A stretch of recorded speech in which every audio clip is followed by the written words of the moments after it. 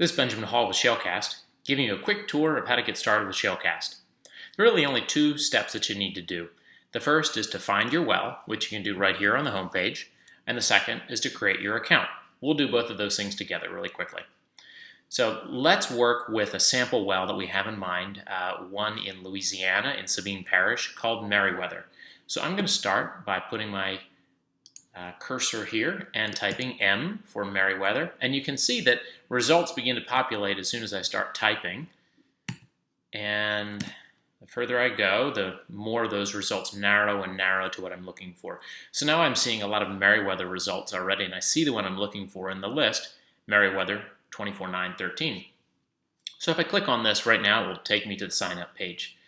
But let's say you don't know the name and you type in, let's say, Holland Brown, and it turns out that's not the official name perhaps, and you're not sure what it is. You can easily go through the browsing area. So if you can't find your well, browse wells, and you'll be brought to a list of states, and we can go to, let's say, Louisiana, and go to a parish like DeSoto, and look through the list, and sometimes well names can be tricky. They can have additional words in front of or hyphens in the middle, so it's always a good practice if you don't find your well just to come and browse through it until you find it that way.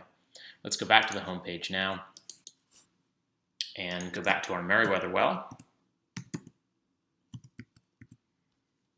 and let's pick this one.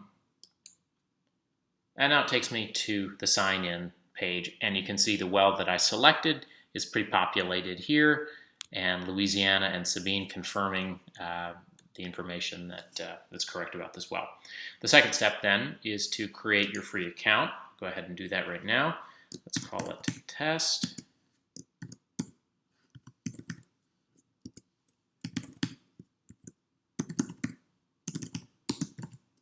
And finally, an 8-digit password here. Okay, and you'll need to accept the terms and conditions to move forward. I also recommend selecting this so we can send you monthly updates as production comes in, and we can notify you that your well has been updated. And the last step here is to get your royalty forecast. And that's it. Now you're on your forecast page, and you can see that because it says Meriwether 24/9/13. Also, I want to make sure that you don't miss that there's an important step here, which is completing your forecast.